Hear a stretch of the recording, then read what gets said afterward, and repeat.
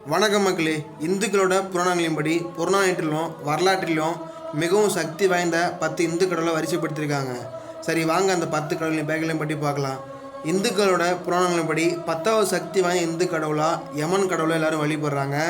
9வது சக்தி வாய்ந்த இந்து கடவுளாக இந்திரனை எல்லாரும் வழிபடுறாங்க.